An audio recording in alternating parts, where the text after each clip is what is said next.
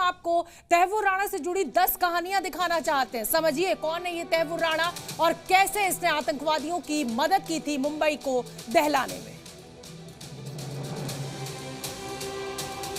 मुंबई हमले का दोषी वो आतंकी जो कि 2009 में गिरफ्तार भले ही हो गया था, लेकिन बार बार भारत आने से बचने की कोशिशों में था। आखिरकार उसके गुनाहों के पक्के हिसाब की बारी आ गई है। तैमूर राणा यानी वो नाम जो कि 2008 मुंबई हमले का मास्टरमाइंड है, जिसकी प्लानिंग के बाद ही मुंबई में सबसे बड़े हमलों को अंजाम दिया। तैमूर राणा ही वो शख्स था जिसने इस हमलों की योजना बनाने में अहम भूमिका निभाई। साल 2005 से ही इसकी तैयारी शुरू कर दी। देश के कई शहरों की रेकी की और आतंकियों को मुंबई के बारे में ट्रेनिंग भी दी गई। ये जो व्यक्ति है जिसको लाया जा रहा है, इसने मेन प्लानिंग की थी वहां की, और जब ये अटैक हुआ मुंबई में तो फिर इसने मुबारक दी लश्कर ए तौयबा को, बोला कि जितने लोग मारे गए हैं भारत में पाकिस्तानी आतंकी, उन सबको पाकिस्तान का सबसे बड़ा नेशनल अवार्ड मिलना चाहिए। वो सारी कॉन्वर्सेशंस रिकॉर्ड की गई, अमेरिका में कचहरी के सामने पेश की गई और वो कचहरी ने एक्सेप्ट किया। तैमूर राणा ही वो शख्स हैं जिसने आतंकवादी डेविड कोलमैन हेडली की मदद की थी और उसके प्रत्यर्पण के लिए एक लंबी लड़ाई भारत ने लड़ी, जिसका पूरा अंजाम आज होने जा रहा है। मुंबई आतंकी हमले का मास्टरमाइंड तैमूर राणा पाकिस्तानी मूल का कनाडाई नागरिक था और उसका जन्म 1962 में पाकिस्तान के साहिवाल इलाके में हुआ था। तैमूर राणा की शुरुआती पढ़ाई एक मिलिट्री स्कूल, जहां उसे दुनियावी तालीम और हथियारों की तालीम मिली थी। इसी स्कूल में पढ़ाई के दौरान ही उसकी मुलाकात दाऊद गिलानी से हुई, जो कि बाद में डेविड हेडली बना और उनकी यही दोस्ती आगे चलकर आतंकी साजिशों का आधार बनी। एक पहलू है डेविड कोलमैन हेडली और दूसरा पहलू है तैमूर राणा।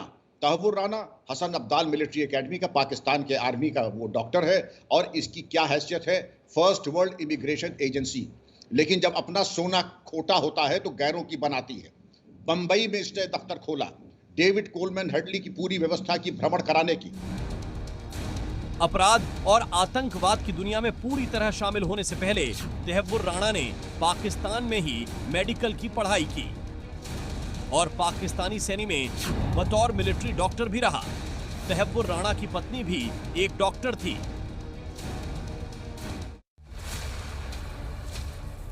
तैमूर राणा और डेविड हेडली ये दो वो चेहरे हैं जिन्होंने ही मुंबई हमले की योजना बनाकर उसे अंजाम तक पहुंचाया। इन दोनों की दोस्ती की नींव जो स्कूल में पढ़ी वो आगे जाकर खूंखार इरादों में बदल गई। राणा पाकिस्तान में डॉक्टरी के बाद अमेरिका चला गया और शिकागो में बिजनेस शुरू किया, जहां ही उसकी दोस्ती हेडली के साथ फिर से मजबूत हुई। अमेरिका के शिकागो में ही रहकर तैमूर राणा ने शिकागो में फर्स्ट वर्ल्ड इमिग्रेशन सर्विसेज नाम से बिजनेस शुरू किया और यही बिजनेस बाद में आतंकी गतिविधियों के लिए एक कवर के तौर पर इस्तेमाल हुआ, खासकर 26 नवंबर मुंबई हमलों की साजिश में। डेविड हेडली और तैमूर राणा ने कैसे एक साथ मिलकर मुंबई हमलों की साजिश रची, ये भी अब जरा जान लीजिए। हेडली पहले ही लश्कर ए तैयबा के साथ जुड़ चुका था और उसी ने ही तैमूर राणा को हमले की साजिश में शामिल किया। तैमूर राणा पर आरोप है कि उसने डेविड कोलमैन हेडली को मुंबई में टारगेट्स की रेकी करने में मदद की और तो और मुंबई में तैमूर राणा की इमिग्रेशन एजेंसी खोली थी और उसका मकसद ही आतंकियों की भर्ती करना था। इसी इमिग्रेशन एजेंसी के काम की आड़ में तैमूर ने हेडली के साथ मिलकर मुंबई की रेकी की।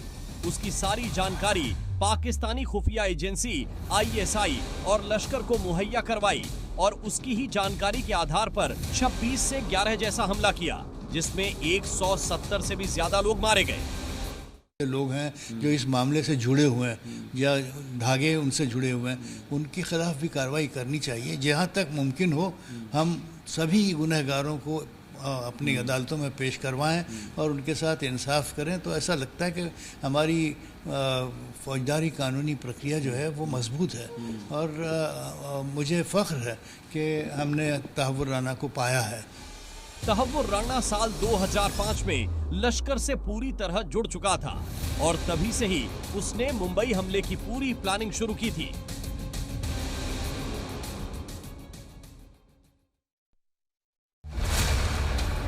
मुंबई हमले की 405 पन्नों की चार्जशीट में राणा का नाम आरोपी के तौर पर दर्ज है। इसके मुताबिक राणा आईएसआई और लश्कर-ए-तैयबा का मेंबर है। राणा हमले के मास्टरमाइंड मुख्य आरोपी डेविड कोलमैन हेडली की मदद कर रहा था। मुंबई हमले में जैसे जैसे जांच आगे बढ़ी, वैसे वैसे तहव्वुर के कारनामे एक एक करके खुलते चले गए और जब पता चला कि मुंबई पर हुए 26 नवंबर का हमला किसी और ने नहीं बल्कि तहव्वुर और उसके दोस्त दाऊद सईद गिलानी उर्फ हेडली ने करवाया था, अमेरिकी सुरक्षा एजेंसियों की भी नींद हराम हो गई।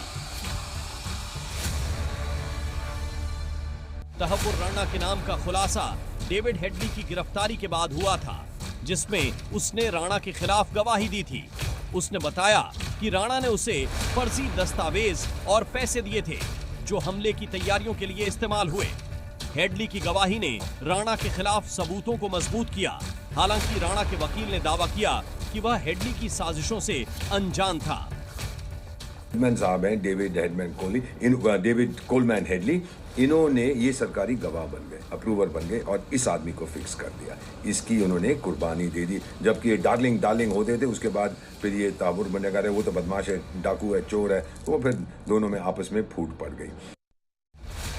तहव्वुर राणा की गिरफ्तारी 18 अक्टूबर 2009 को हुई थी, जब एफबीआई ने उसे शिकागो में उसके घर से गिरफ्तार किया। उस वक्त राणा डेनमार्क और फिलाडेल्फिया की यात्रा की तैयारी कर रहा था, जिसे जांचकर्ताओं ने डेनमार्क हमले की साजिश से जोड़ा। एफबीआई ने उसके घर और ऑफिस की तलाशी ली, जहां से कंप्यूटर, फोन और दस्तावेज बरामद हुए। इनमें हेडली के साथ उसकी बातचीत के सबूत मिले, जो मुंबई और डेनमार्क की साजिशों से जुड़े थे। डेनमार्क का अखबार है जिसने छापे थे प्रॉफिट मोहम्मद के कार्टून, उस पे हमला करने की कोशिश की, वो नाकाम हो। फिर ये वापस अमेरिका आए, वहां पे इन दोनों को गिरफ्तार किया गया। दरअसल मुंबई हमले के बाद हेडली और राणा ने डेनमार्क में एक और आतंकी साजिश रची। ये हमला जिलैंड्स पोस्टेन अखबार पर होना था, जिसने पैगंबर मोहम्मद के कार्टून छापे थे। एफबीआई ने हेडली की गतिविधियों पर नजर रखनी शुरू की और उसकी राणा के साथ बातचीत को इंटरसेप्ट किया। दोनों के बीच फोन कॉल्स और ईमेल में कोडवर्ड्स जैसे इन्वेस्टमेंट और प्रोजेक्ट का इस्तेमाल होता था, जो आतंकी योजना का संकेत था। एफबीआई ने दोनों को ट्रैक करना शुरू कर दिया और पहले हेडली और फिर राणा को गिरफ्तार किया गया।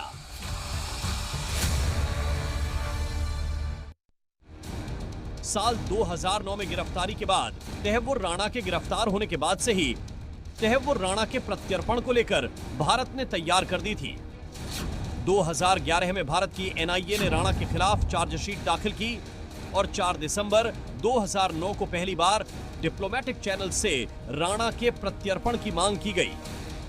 आज देश में मोदी की सरकार है, आतंक के आकाओं को पता है, अघाड़ी वालों को हो या ना हो, भारत के खिलाफ कुछ किया, मुंबई के खिलाफ कुछ किया, तो मोदी पाताल में भी उन्हें छोड़ेगा नहीं।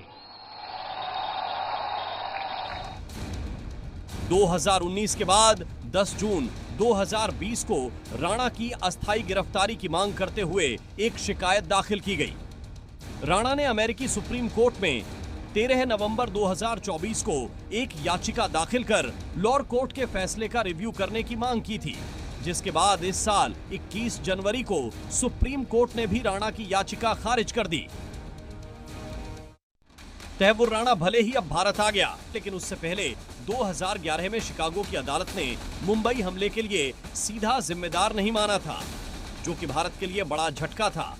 उस वक्त पीएम मोदी गुजरात के सीएम थे और उन्होंने तहव्वुर हुसैन राणा को अमेरिकी अदालत द्वारा बरी किए जाने की कड़ी आलोचना की थी। मोदी ने इसे राष्ट्रीय और अंतर्राष्ट्रीय मंच पर उठाकर सरकार पर दबाव बनाने की कोशिश की। अमेरिका की शिकागो की कोर्ट में आज राणा एक टेररिस्ट को मुक्त करने का फैसला हो चुका है। किस आधार पर 26/11 के मुंबई के आतंकवादी घटना के दोषियों को निर्दोष करार करने की हिम्मत शिकागो कोर्ट करे? इन्वेस्टिगेशन किसने किया? जहां घटना घटी उनका रोल क्या रहा? यहां के पीड़ित लोग हैं, उनको न्याय कौन दिलाएगा?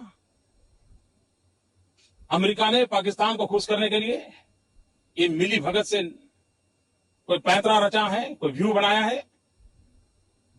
देश के प्रधानमंत्री अमेरिका के मित्र माने जाते हैं, उनके बैठते हुए एक तरफा कार्रवाई कैसे हो रही है? क्या 9/11 के दोषियों का केस हिंदुस्तान की कोर्ट में चल सकता है? प्रधानमंत्री बनने पर मोदी सरकार ने राणा के प्रत्यर्पण के लिए लगातार प्रयास किए, जो 2025 में सफल हुए।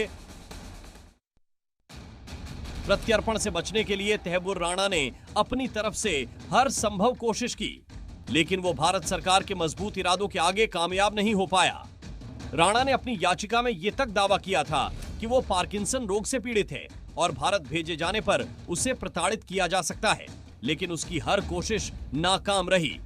कोशिश करी, हाँ ये देखो जी मेरा हाथ कांपता है, मुझे पार्किंसंस है, मैं ऐसे ऐसे करता हूँ, मेरा सिर नहीं सही होता, मैं तो मुसलमान हूँ, वहाँ मुझे हलाल मिलेगा कि नहीं। बहुत से षड्यंत्र इसने रचे, लेकिन अमेरिकन कचहरी ने इसकी एक ना सुनी। सुप्रीम कोर्ट ने कहा बिल्कुल नहीं, अमेरिकन सुप्रीम कोर्ट ने, उसकी जो चीफ जस्टिस हैं वो सख्त बरखिलाफ हैं आतंक के, तो ये वहाँ भी फंस गया। इसके अलावा उसने खुद को पाकिस्तानी मूल का मुस्लिम भी बताया था और कहा था कि भारत में उसे निष्पक्ष सुनवाई नहीं मिलेगी, लेकिन कोर्ट ने उसकी दलीलें खारिज कर दी। ये उसकी आखिरी कोशिश थी जो नाकाम रही।